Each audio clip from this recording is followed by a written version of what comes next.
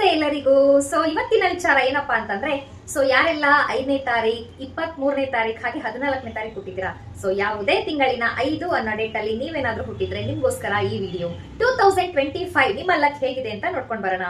So ಈ ವರ್ಷದಲ್ಲಿ mass ಅಂತಾನೆ ಹೇಳ್ಬೋದು. 5ಕ್ಕೆ 9 ಅದ್ಭುತವಾದ ಒಂದು ಸಂಖ್ಯೆ ಅಂತ ಹೇಳ್ಬೋದು. ಸಂಖ್ಯಾಶಾಸ್ತ್ರದ ಪ್ರಕಾರ 5 and 9 ಗುಡ್ ಕಾಂಬಿನೇಷನ್, ರಾಜ ಹಾಗೆ ಸೇನಾಧಿಪತಿ ಅಂತಾನು ಹೇಳ್ಬೋದು. 5ಕ್ಕೆ ನಾವು ಯುವರಾಜ ಅಂತಾನು ಹೇಳ್ತೀವಿ. ಅದೇ ತರ ಬುಧ ಗ್ರಹ ಮರ್ಕ್ಯೂರಿ ಅಂತಾನು ಕೂಡ ಹೇಳ್ತೀವಿ. ಶಾರ್ಪ್ ಆಗಿರ್ತೀರಾ. ಅದೇ ತರ ನೀವು ಈ ವರ್ಷದಲ್ಲಿ ಏನ್ ಬೇಕಾದ್ರೂ ಮಾಡ್ಬೋದು. ವರ್ಕ್ ಆಗಿರ್ಬೋದು ಅಥವಾ ಬಿಸ್ನೆಸ್ ಆಗಿರ್ಬೋದು. ನಿಮ್ಗೆ ಯಾವಾಗ್ಲೂ ಬಿಸ್ನೆಸ್ ಮೈಂಡ್ ಚೆನ್ನಾಗಿ ಓಡ್ತಾ ಇರುತ್ತೆ. ಸೊ ಯಾವುದೇ ಒಂದು ಕ್ಷೇತ್ರದಲ್ಲಿ ಇದ್ರೂ ಕೂಡ ಆನೆಸ್ಟ್ ಆಗಿರಿ. ಒಳ್ಳೆ ಫ್ಯಾಮಿಲಿ ಪರ್ಸನ್ ಆಗಿದ್ರೂ ಕೂಡ ಸುಳ್ಳು ಹೇಳ್ಬಾರ್ದು. ಅದೇ ತರ ನೀವು ಏನೇ ಒಂದ್ ಮಾಡ್ಬೇಕಂದ್ರೂ ಜಯ ಸಿಕ್ಕೇ ಸಿಗುತ್ತೆ. ಆದ್ರೆ ಎಲ್ಲಾ ಜೊತೆಗೂ ನೀವು ಆನೆಸ್ಟ್ ಆಗಿ ವರ್ಕ್ ಮಾಡ್ಬೇಕಾಗುತ್ತೆ.